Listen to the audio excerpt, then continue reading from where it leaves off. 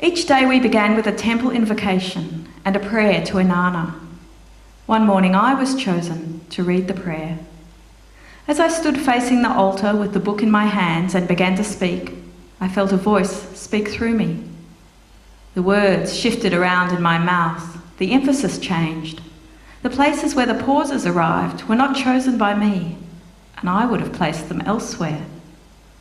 I felt I was speaking through time, from an impossibly distant time, and that the words had a life in them, in this context that was beyond me, beyond my powers of interpretation or imagination.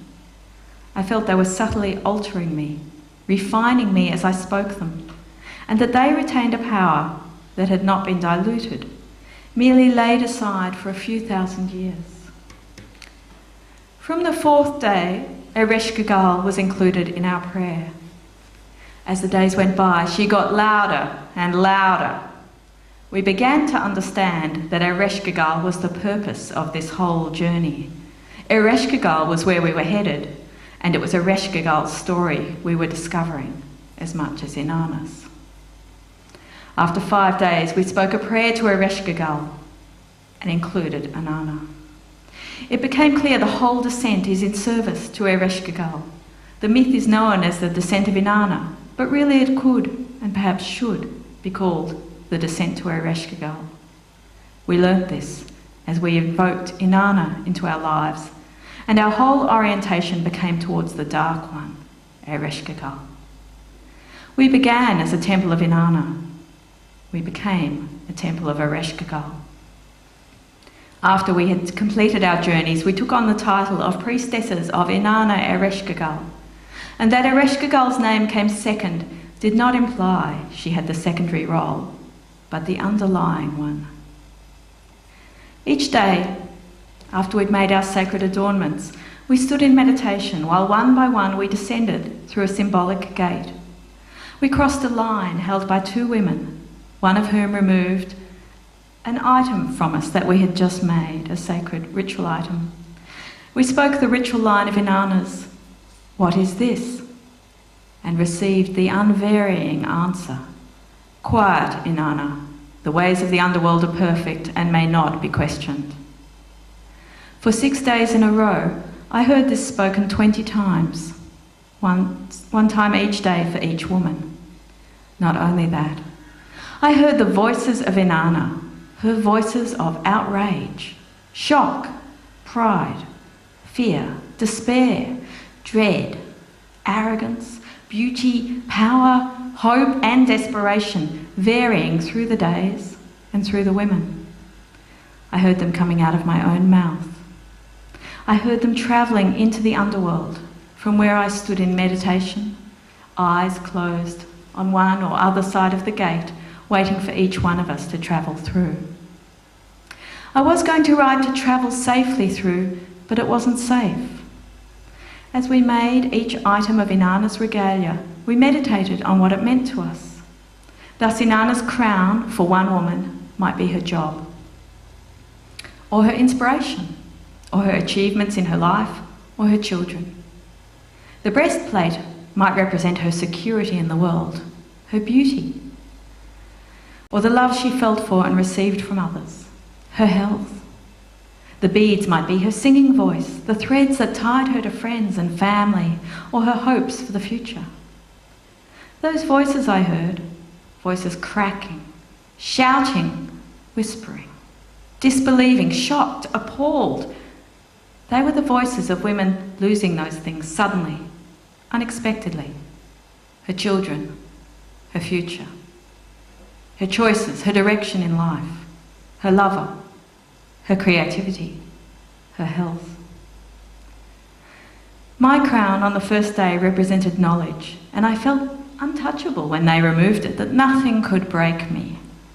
The small strand of beads on the second day was my voice, but I never spoke much anyway, and I remained proud when they removed it. The third day's double strand of beads was my compassion, and I felt even further isolated, estranged, when I lost it. My breastplate on the fourth day represented my vulnerability, that which allowed me to take a lover, to show myself to another. and I felt only coldness when they lifted it from me. The 5th day's armband, I thought of it as my sexuality and my fertility, bound together in a twisting snake along my arm. I felt a long way down by then, and it was a quiet horror to have it removed. I cannot keep even that, my birthright as a woman. But I did not protest, other than in the ritual words.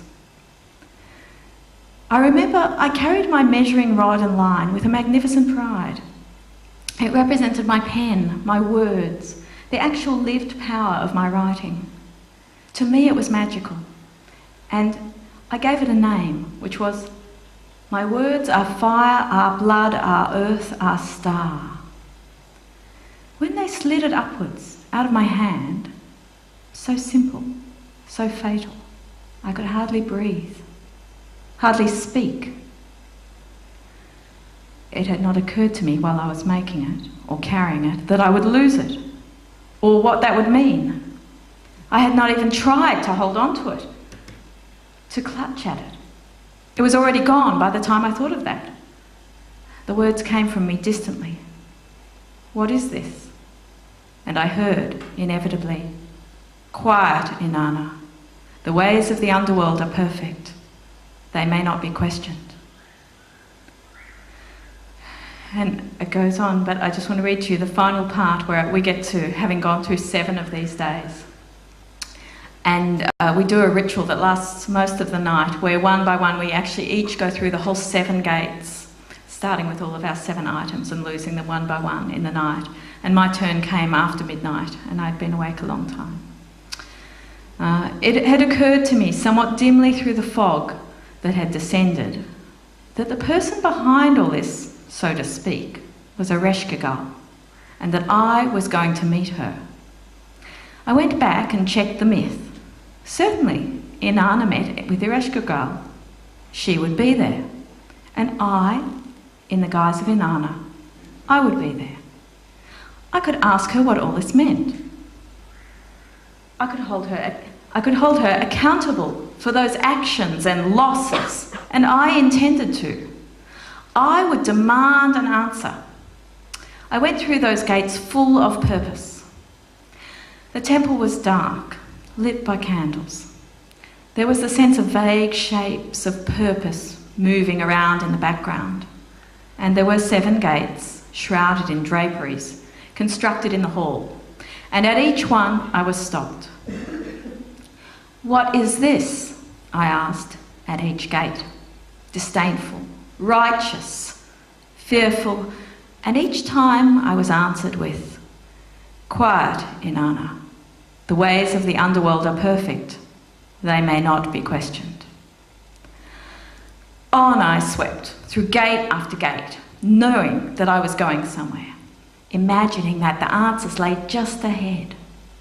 I would ask Ereshkigal what it meant, why she was doing this.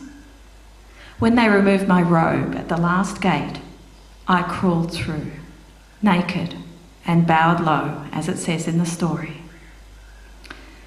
As I began to stand, I caught sight of Ereshkigal, distant on her throne, in the dim light, and I opened my mouth.